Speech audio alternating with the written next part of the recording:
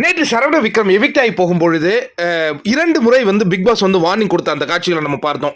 முதல்ல மாயா, மணி உள்ள வாங்க அப்படிங்கிற மாதிரி சொன்னாரு. அவங்க கேட்டுக்கிட்ட போய் நின்றுட்டு இருந்ததுனால அவர் அந்த வார்த்தையை சொன்னார். அதற்கு பிறகு பார்த்தீங்கன்னா இன்னொரு முறை வார்ன் பண்றாரு. மாயாவை மட்டும் வார்ன் பண்ணுவார். மாயா, இனி நீங்க அப்படி பண்ணக்கூடாது அப்படின்னு சொல்லுவார். நான் எல்லாத்தையும் பார்த்துக்கிட்டு இருக்கிறேன், வாட்ச் பண்ணிட்டு இருக்கேன் அப்படிங்கிற மாதிரி ஒன்று சொல்லுவார். என்ன பண்ணாங்க அப்படின்னா, முகம் சுழிக்கக்கூடிய ஒரு நிகழ்வை மாயா வந்து விக்ரமை பார்த்து செய்திருக்கிறாங்கங்க.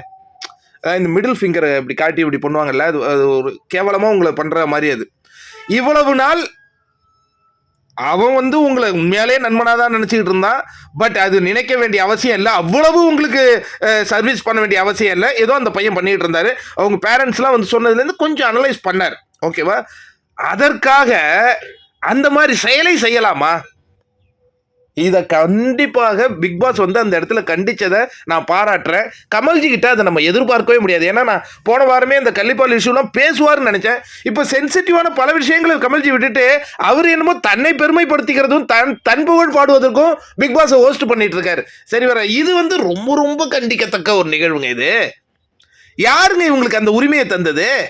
அப்புறம் மணி எல்லாம் பேசிகிட்டு இருக்கும்போது இன்னும் பல விஷயங்கள் ரிவீல் ஆகுது. அதை நான் இன்னொரு வீடியோவில் வந்து உங்களுக்கு சொல்கிறேன்.